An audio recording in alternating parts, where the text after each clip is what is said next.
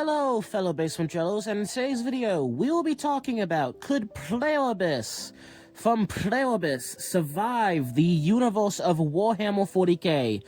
Now, Pluribus is similar, at least inspired by John Carpenter's The Thing, but Pluribus is such a unique, weird thing. I'm gonna talk about it for a moment. So, basically, these scientists get these, radio transmissions from space, and it's basically telling them how to make a virus. And for whatever reason, these absolute lobotomites actually make the virus. And they inject it into a rat, and the rat ends up biting someone, and that person gets infected, and that person then kisses someone, and then they basically go around kissing people in the laboratory and surrounding areas, infecting people. And then you cut to a book author, and by this point in time, the virus, it's been at least a few days, the people infected with the virus are spreading it using airplanes, so they're essentially able to infect the entire world. And again, this was a very, low-key infection. And again, they did not harm anyone. Well, the only, actual physical harm a pluribus creature has done to another creature is the rat infected with the virus. And me and my friends had a discussion about this. We do not believe the rat was infected, as in, it was mind-controlled by the virus, the same way humans are mind-controlled by the virus. We believe it was just a carrier. So animals can carry the virus, but they're not actually infected. Kind of like Typhoid Mary. You know what I mean? Because... Okay. So this virus is so interesting, because this virus is kind of harmless. It can't hurt anyone. Now, what I mean by that is this virus doesn't really care about, consent when it comes to, infecting people. Again, the first lady who got infected, the rat probably wasn't even conscious, wasn't being mind-controlled or whatever, because we don't see any other animals be infected. We don't see any animals show signs of infection. Or, cognition. In John Carpenter's The Thing, in the book that, adds to the original story, the Thing was still, conscious while it was infecting the dog. It was conscious and fully infected the dog, and it was conscious. The Pluribus seems that it can really only affect sentient creatures. Now, again, it does not harm anyone. The only time it, actually hurts people is when it's taking over your body. It only takes, a few minutes, but when it's taking over your body, you either fall over and just start twitching, or you just kind of stand still like a lobotomite. So, now people did die when this happened. The main character's girlfriend, main character lesbian, she, fell over and hit her head, and she ended up passing away, and obviously, I don't know, if you're, landing a plane and you get infected, you might be cooked, something like that. Now, a little interesting thing about Pluribus is we hear the lady, I'm sorry, not the lady as in the main character, but we hear, the Pluribus, we hear it say, oh, yeah, well, we had to, let all the animals out of the zoos, and a lot of them, died while letting the animals out of the zoos. Meaning, on some level, the Pluribus doesn't really care too much about its the people it hosts. The humans that used to be human but are now these Pluribus things, it doesn't care too much about the individual life. And I say that because the Pluribus gains, it's like the fucking flood from Halo. It gains all of the knowledge of everyone. Of everyone it consumes. So it would have the knowledge of every vet, it had the knowledge of every animal expert, and despite that, they did not take caution when letting the animals out of the zoo. And later on in the show, there's out of a population of 8 billion people, there's about 13 uninfected humans, right? So we see that out of 8, most people are not immune. It's very well. Now, however, those 13 people have real genetics, and the only way for them to get infected is for them to essentially drill into their bones and get their cells from, like, inside their bones, but they can't, like, they need stem cells, if I recall correctly. So it's like they have to drill into their bones, so they need stem cells. So essentially, the thing is, though, the reason they don't just tie up all the main cast and just steal those stem cells is the pluribus thing can't physically halt anyone. Like, for example, the pluribus, like, hive mind, like, most of humanity, besides with those 13, well, 12 people, because one of the people willingly allowed them to drill into and infect all. But again, they have to have, it's not a matter of consent as in to infect you, because again, they did not ask for consent to infect the 8 billion people. We even hear that the military found out about pluribus, but were too slow to stop it, because this shit became an airborne virus. So you breathe one like virus contract, you're infected. So to hand tailor a virus to infect the immune people, they have to drill into you, get your stem cells, make a hand-tailored virus, and then they infect you in the hive mind. Now, when the lady gets infected, the first thing we see her do, literally the first thing we see her do, is she lets her chickens out of her, like, pen, because she lives in, like, a little village with chickens. The pluribus cannot hold a little creature, like, it can't keep creatures pet. And again, chickens, that's something I know, that's something I was confused about chickens, because in pluribus, this is something that is talked about. Most of humanity will die because the pluribus cannot make food. What I mean by that is it can't kill an animal. It also can't pick an apple from a tree. And the reason that it can't just tie you down and take your stem cells is it can't cause pain to a little creature without its consent. So, for example, in the show, at one point we see one of the survivors who hates pluribus. He don't want nothing to do with pluribus. He hates pluribus. He hates it so much. He would rather walk through the woods to get to America than ask it for help. And keep in mind, pluribus is happy to help you. Our main character, she asked for a hand grenade. They gave her a hand grenade. She asked for a nuclear bomb. It gave her a nuclear bomb. She asked for literally anything. It gives it to her. We see a little guy basically has a harem of supermodels because he asked for it. A harem of infected supermodels, but you get what I mean. And even though he did not consent to medical treatment, it still gave him the medical treatment because he was unconscious. But it didn't. They didn't steal his stem cells, however. They only did the necessary treatment to keep him alive. It also is unable to lie to people. Like, it can't lie to people. Like, physically is unable to lie to people, which I thought was fairly interesting. It can redirect a question, but it can't lie. Now, this kind of raises some questions. Like, for example, imagine you're trying to build a building, right? Again, pluribus, we also see this in the show, is pluribus has no use for people with skills. Because every pluribus person is a soldier. Every pluribus person is an architect. Every pluribus person has, like, all of human knowledge. Oh, a little random thing. It doesn't seem that it can tell the difference between, like, arts. What I mean by that is it doesn't value one piece of art above a little piece of art. Some of the pluribus do have dogs, but they don't have dogs in, like, keeping them forcefully. They have dogs in the sense that, so a guy gets infected, he has a dog who loves him, the dog knows him by his smell, his looks, whatever. So pluribus began moving its people into, like, hockey rinks and stuff like that because it's easier to heat and cool one building than, a bunch of small buildings. Some dogs are very, very loyal to their owners, of course. Like, we've all owned a dog. And so some of the dogs didn't want to leave the people, so the pluribus people won't put the dog on a leash and, like, tie it up. But if the dog wants to stay with its owner, even though the dog isn't infected, they'll do that. Like, they can't, I don't think they can cause cruelty to any creature. So, locking the dog outside, that'd be a form of cruelty, so they can't do that. Now, that's another thing I kind of wondered with pluribus is, what about invasive species? If you have a tiger in America, do they just let it out? Or do they transport it to, to India or somewhere? Like, that I kind of want to know that. Or what if, like, some dude has an insect collection that can destroy the environment, and due to pluribus having all of humanity's knowledge, it knows that, hey, if I release these bugs right here in this part of the world, they're going to wreck the environment. Does it still just do that, or does it transport them away? That's what I want to know. Oh, yeah, another thing. For those of you who don't know, Some cows actually, if cows are in a good environment, okay. Here's the thing.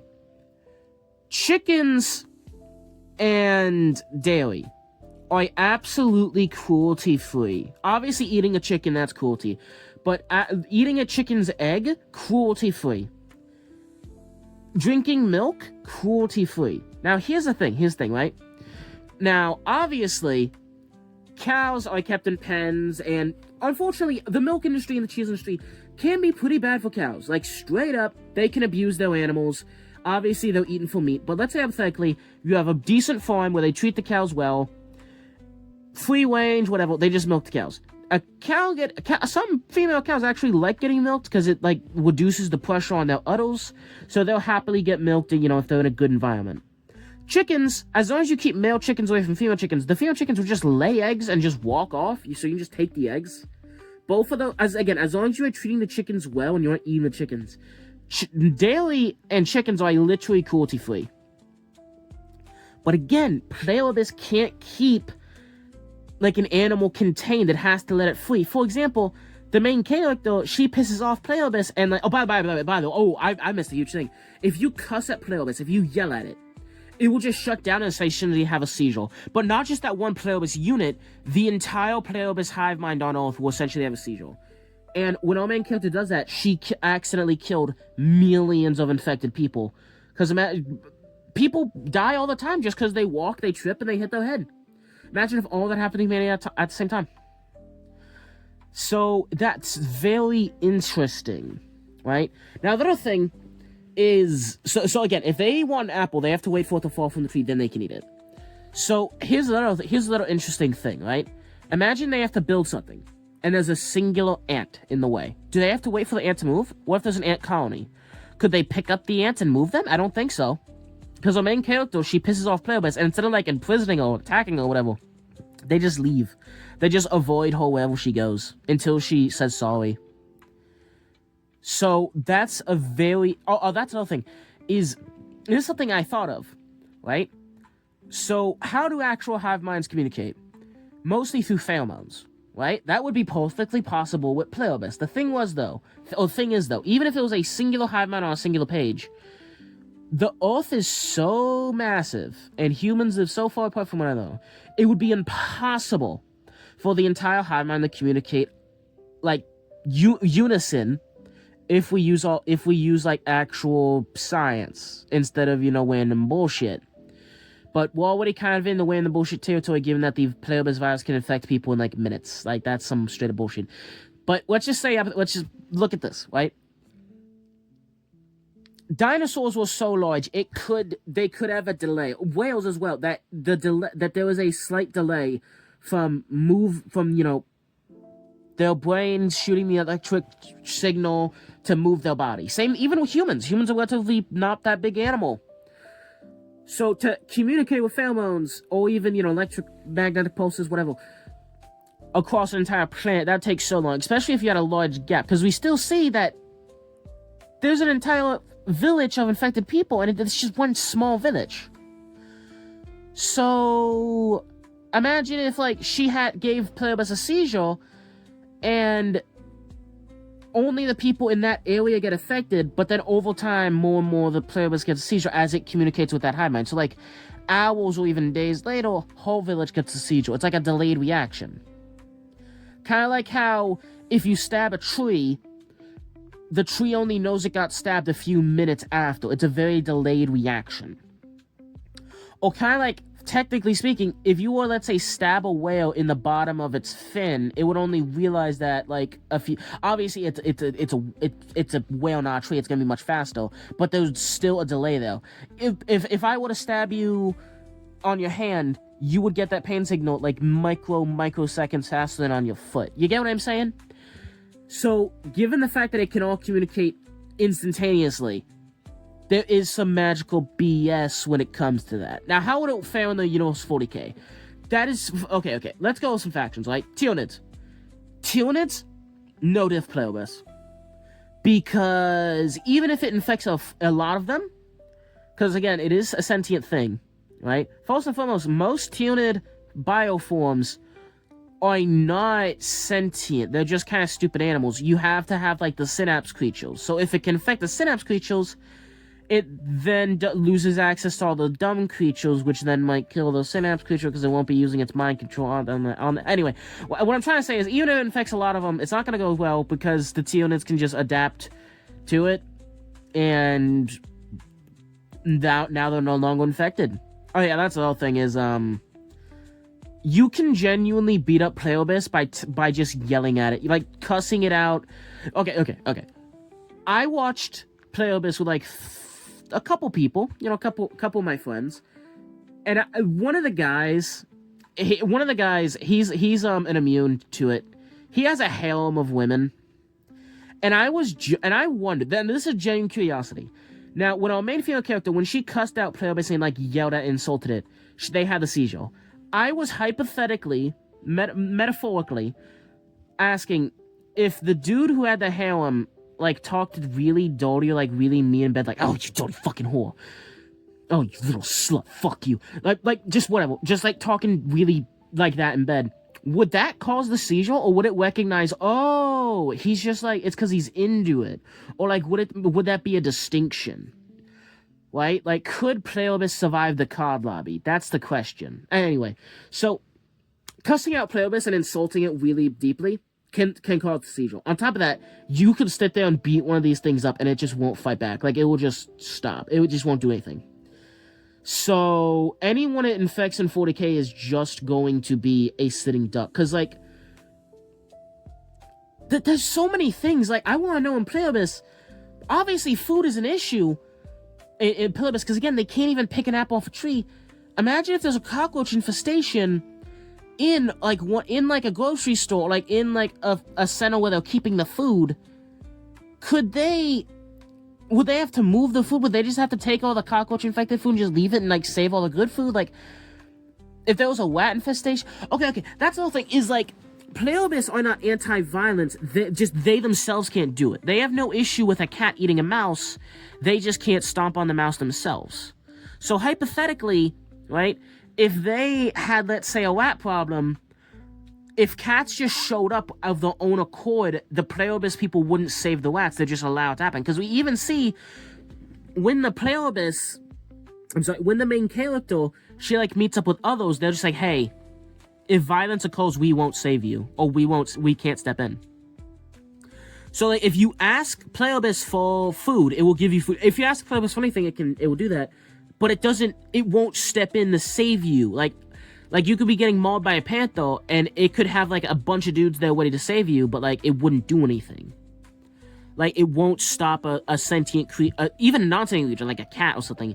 It won't stop that from doing that. But what I want to know is, like, if there was a rat infestation, would they just move? Would they just take all the food and... Well, that's another thing. Is, like, if a rat was eating food... If a bunch of rats were in your, like, food storage, could you take the food out and, like, move it across, like, state to, like, starve the rats? Could you introduce cats? Or would you have to allow cats to show up of their own accord? Like, if you introduce a cat to your rat problem, is that you killing the... Or whatever. Oh, yeah. Next thing up. Orcs. Orcs are kind of iffy, because, like, it's sentient, but, like, it's also a plant. I don't know if they get infected.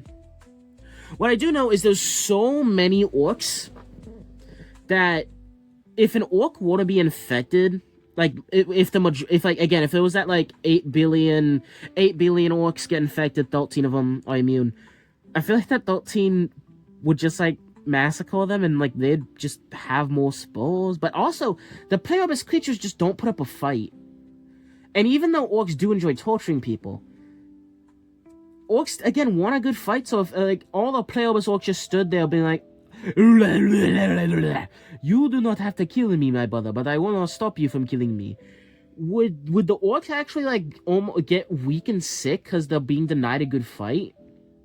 Or would, like, the uninfected orcs be able to, like, make more uninfected orcs by reproducing spores? Oh, yeah, that's another question. That's another thing I proposed, is that hypothetically, and again, this is pure hypothetically, I would not do this. I'm just saying, if I was immune, and like 8 billion people were infected, if you were to get busy, like you were to just have as much reproduction with pluribus as possible, with like fertile pluribus women as possible, Like, hypothetically, I would not do that. I'm just saying hypothetically. I am being an intellectual. I'm being a scientist here. I'm just saying, if you were to be like, hey, pluribus, bring me 100 women. Or no, bring me like 10,000 women. And tell me when they're like ready to have kids. And you want to impregnate them. Would that be a way to save the human race? If all the, like, so it's like, out of the 13, survivors, half of them are men. Or like half of them are, men. If those survivors were just like lock in and have as much sex as possible, is that a way to defeat pluribus? Because would then all the kids be immune? That's the real question here, right? And so with orcs, you don't need to have sex. You can just like shed some spores and you're good. Also, we do know it would be able to infect aliens. I think it could infect probably orcs, probably Tyranids, probably humans, probably Tau, probably Legions of Votann, except the Tyranids can adapt almost instantly, and I want to know how to interact with Norgal, because it is a virus. Would Norgal make like an anti-pluribus virus? Would Chaos be immune to it? I don't know. I think these are just things that have to be up to the individual. Because, again, let's say 13 orcs survive the fucking pluribus thing. They start killing them, but because pluribus won't fight back, it's giving them a bad fight. And they just can't maybe try to run away. Would those orcs then, would those spores, would they be immune? Meaning orcs would be fine? Humans would be an issue, because a pluribus is, here's the thing, even in the lore, pluribus is basically, it's basically like a wildfire, because pluribus, even in the show, it looks at the stars and says, yeah, we need to infect more people. So, given that it would have the knowledge of the universe after infecting a few dudes, it would want to infect everyone. Like, it wants whatever. However, I think space marines would be immune. Space marines can fall to diseases, but they can really only fall to, like, magical diseases. And pluribus is, like, a little magical, but it's not, like, that magical. I think they'd be fine. Now, a little thing I kind of want to know, right, is how bad would this fuck up the Imperium? Because could the Imperium... I'm gonna be honest, if all the pluribus is like hive... Oh, yeah, that's another thing, right? Who sent out that signal? And why did they do it? Because pluribus is designed in a way where it's supposed... Pluribus is designed in a way where it's supposed to, like, take all the information from a civilization, become harmless, and weaken the civilization. Because most of the humans in the pluribus TV show are gonna die within 10 years due to there not being enough food. But pluribus actively wants to, like, build spaceships and stuff to, like, get off the planet and fucking find more people.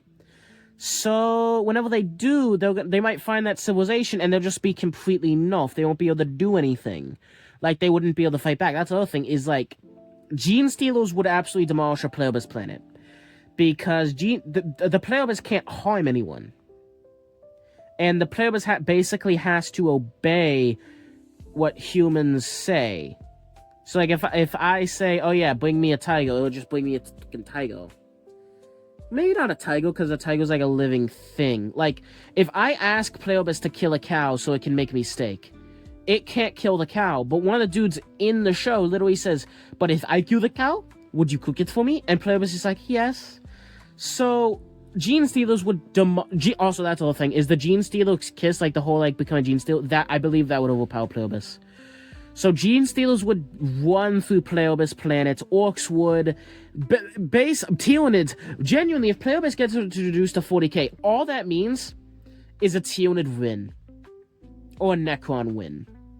Because pluribus obviously can't infect the Necrons, it obviously can infect the Tyranids, but they just adapt to it. Meaning all it would do is bleed and weaken human plants. Because it will spread on human plants really fast. And I think human plants might just get exterminatus when that happens. And that's the other thing is... imagine like an Inquisitor just capturing a pluribus creature, keeping it in like a sealed container with oxygen and food. And literally just keeps it there to cuss it out. Because a pluribus can't like unconnect from its host. So imagine a pluribus like outbreak is happening where like basically these zombies are running around trying to kiss people and stuff. Because again, they can't actually harm them. Imagine that's happening. And as that's happening, one of their guys is just in like a room tied up while an Inquisitor is just cussing it out, causing the entire hive mind to have a seizure. But that's the other thing, right? Is hypothetically, if you had two different planets, and both of them had plerobuses, but both of them were on, like, different solar systems, like, light years apart, right?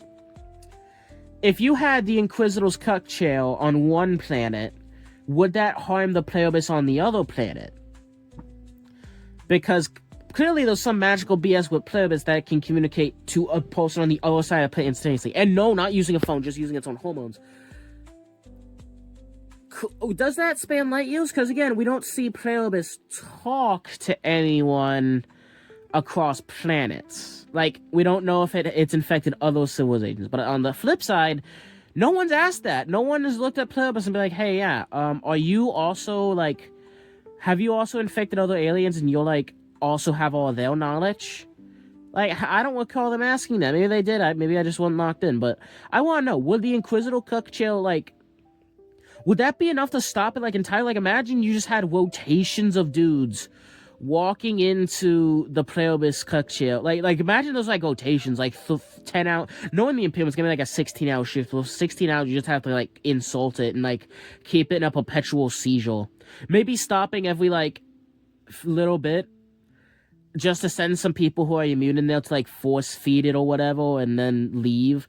But imagine that's how you, imagine that's basically how you stop pluribus. But no, I don't think pluribus could beat the Imperium or the Tau, but I do think it would be really bad. Like, anywhere it goes, it's basically just helping the Tyrannids. It's basically just giving the Tyrannids free food. I wouldn't even be surprised if the Tyrannids, like, might use pluribus as a bioweapon. Alright, thank you, fellow Basement Jellos, and please make sure to like and subscribe, and also hype the video, because I am close to 1,000 subscribers, and I know I've been a bit short in my upload schedule. That's because of a lot of things. One of the things is I'm working on a comic book series called Timeless Fantasy. Anyway, sorry I haven't been uploading every week. I'll try to get back to it. Please make sure to like and subscribe, and I will see you guys later.